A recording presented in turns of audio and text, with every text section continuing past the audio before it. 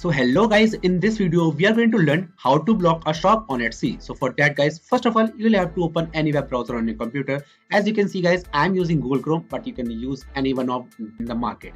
So after that guys, you have to search for Etsy.com, and after coming on the website guys, you can search directly if you know the shop's name after clicking on here and then typing the shop's name. And if you do not know the shop's name, then what will you do?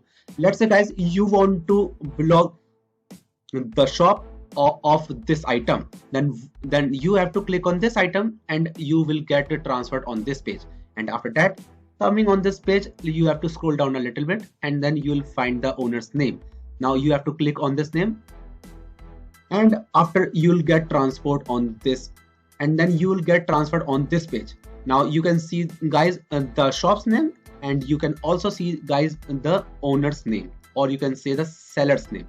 So guys, for blocking this shop, you have to click on the seller's name, and after that you will guys come on this page, and now you just have to click on this button right here called block this person.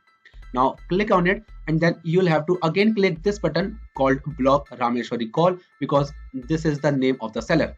Now click on this, and now you are good to go, and now you have blocked that shop.